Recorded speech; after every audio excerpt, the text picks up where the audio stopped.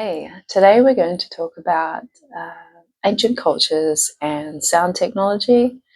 You may have come across some content before that we've shared here on YouTube about this. And if you've also joined us in any of our sound workshops we've been part of in the past, you may have come across this kind of topic with us before.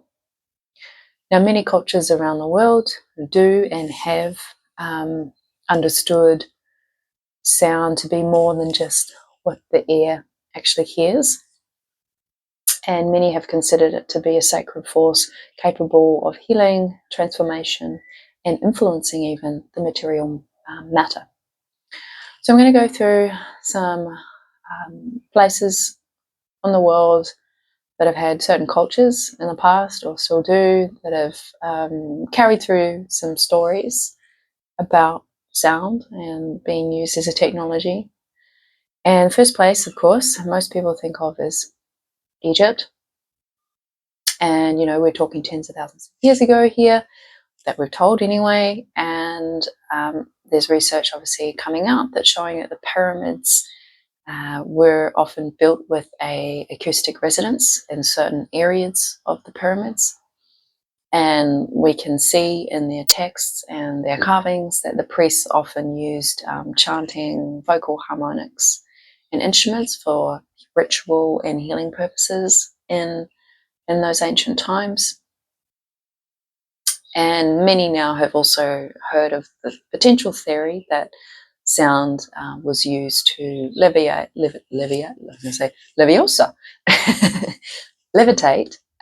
very large objects like stones, and or potentially soften the stone to melt it into a place of structure. Egypt is not the only place that these sorts of stories come out of. You can find potential theories of other places around the world as well. Now, the next place I'd like to go to is India.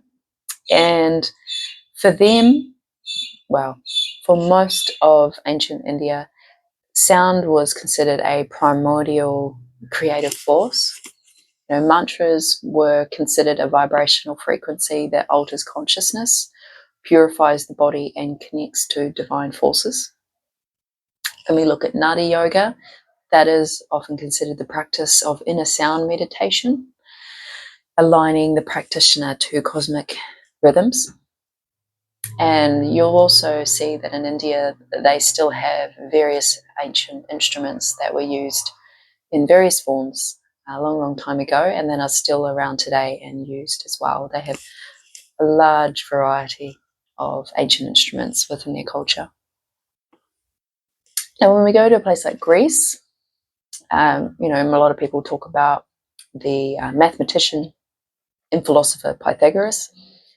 He did a lot of research on music, and he was able to, calculate relationships with musical intervals. He also taught that sound and music could heal the soul. He often seen health as a harmonic resonance and disease as dissonance. And that's where we start to get into the theories of, if we can tune into certain frequencies of the organs or systems of the body, and we allow the body to be exposed to that, then we may be able to vibrate the organ or the systems of the body into a state out of disease into health, or better health at least.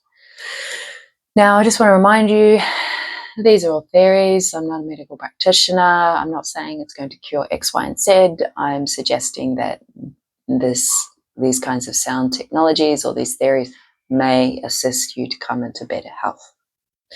Now, when we go to Tibet and China, you'll see obviously that they're still using things like their singing bowls, their overtone chanting, and their gongs. And they're often using them to access altered states of being.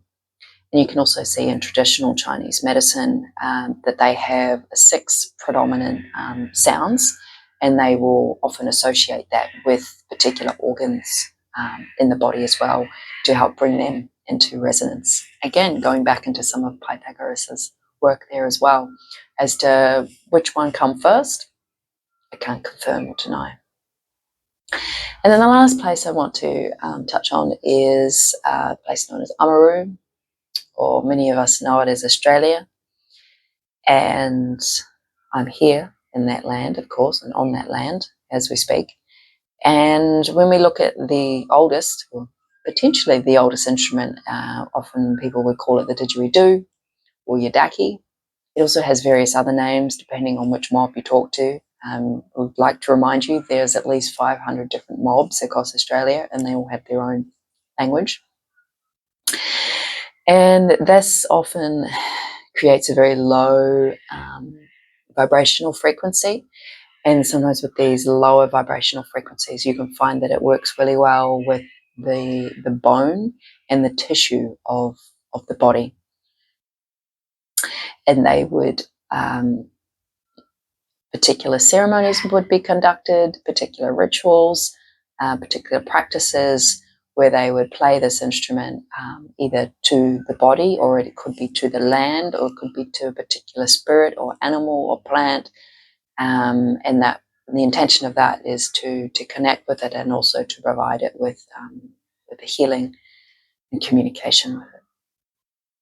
Now, they often will talk about things like the Dreamtime stories, and this is often related to stories and song, and they see it as stories and song and Dreamtime, right, it's a creation and a maintaining, actually, of the world at large, which is pretty profound.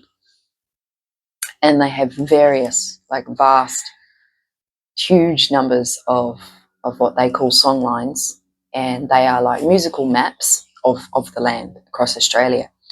And there's a practice of walking and singing the song lines while walking the song lines, and it helps keep the land alive. So that's one of their belief systems with song and music. And again, don't actually have to use an instrument other than what many of us were born with. If you can create sound with your mouth, and you can even create sound with other parts of your body as well. But if you can create sound with your mouth, you don't always need to buy an external instrument to make a sound. There's also some stories in these lands where you can visit certain caves, and sometimes you're not allowed to visit them.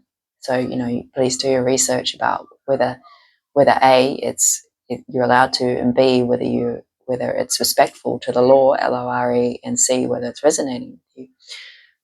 But they have particular shapes and visual art on the caves and rocks, and it's actually often depicting cymatics. So if you don't know what cymatics is, it's like a way in which you can make sound visible. A lot of people will do it with things like, might be like a board with some sand on it, and they can set it up in a way that when they play an instrument, it'll create a shape. You can also do it with water, and there's various other material matter that you can use to help create sound, make it become visible to the eye, human eye at least. And there's a theory that the cymatics are created in these caves by, if they're burning plants, or they have a fire going, and then they're creating sound in a cave, especially if it's an enclosed space, they may be able to, and if it's lit in a way, you may be able to actually see how the smoke is actually moving and the shapes it's creating from the sounds that are being created in the space as well, and then visually representing that on the caves. So yeah, that was all that I wanted to share today on ancient cultures and sound technology. If you've got more questions, or you feel like there's some more that we should share on this, we could also do another vlog talking more about this if there was enough questions on this. Anything in particular, or you feel like there's some other stories or research that needs to be shared, let us know. You can put that, shall I say, in the comment section below. Or you can reach out to me on various social media platforms, email, all of that, and the link to all of those is in the description box below. And we'll see you again soon.